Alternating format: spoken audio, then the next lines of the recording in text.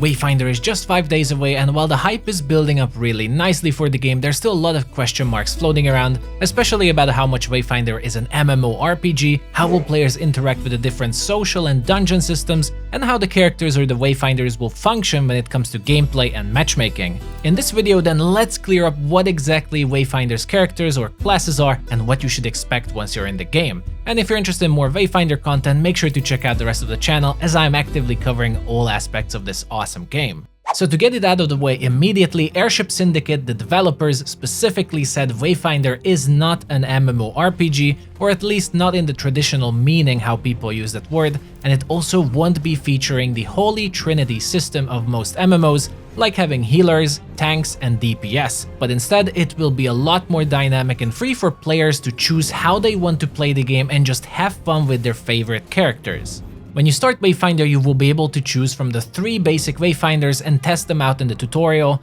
Vingrave, Silo, and Nis. But you don't really have to stress about which one is best to start with, as the game does not have any core system that requires you to play in a certain way, and while it will have matchmaking to queue you up with other players to do dungeons together, healers or tanks will not be needed at all, and any combinations of parties will be able to play the game just fine, as similar to many other games, Wayfinder will give you a set of refilling healing potions everyone will have access to in combat and will be your primary way of healing yourself if needed. But the gameplay focuses a lot around tackling mechanics through dodging and avoiding damage, very similarly like Dark Souls or Monster Hunter games. Sure, there will be combinations that will be stronger or more reliable like in any game, but since there's been a lot of misinformation floating around this topic, just wanted to clarify, no, there is no holy trinity system, and you don't need to start as Vingrave to be a tank and get good queue times and so on and so forth. Feel free to play whoever you want. Instead, let's talk very briefly about how the gameplay is for Wayfinder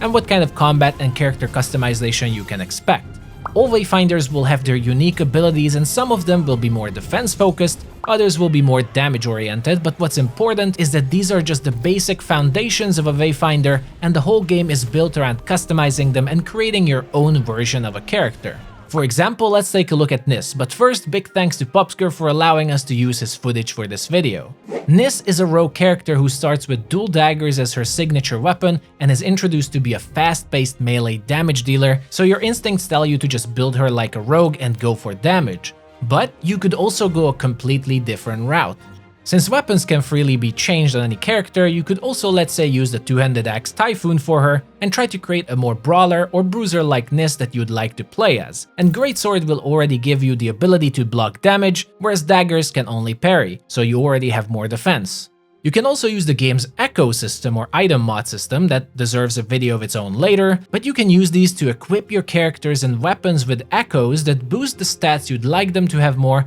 so you can build more health and defense if that's what you want, and that will make them significantly tougher, with an option later to even equip special echoes that have much more important and greater unique effects on your characters that are a lot more exciting and gameplay altering than just changing your stats. On top of all of this, you will also have access to the affinity system of your chosen Wayfinder, where you essentially spend talent points into the category you prefer that focuses more on, let's say, sheer damage or health or critical power and using your abilities. The very same will also go to your weapons, as you will be able to give them more damage or defensive stats if that's what you like. So, all in all, through this very brief introduction and explanation, you can see each character will have an overwhelming freedom of building and customization on how you want to play them, and no one will be locked into traditional and specific roles such as tanks, healers, or DPS. So get to theory crafting and build your dream Wayfinder the way you want. That is basically it though for the short video, where I just wanted to clarify the whole MMORPG and Trinity question that has been floating around Wayfinder. Hopefully, this video gave you a quick and easy to understand idea what to expect and answered your questions about classes and such. If you liked the video, make sure to subscribe for future content, as I have tons of stuff coming soon, but that's a wrap for this video. Thanks for watching, and I'll see you all the next time.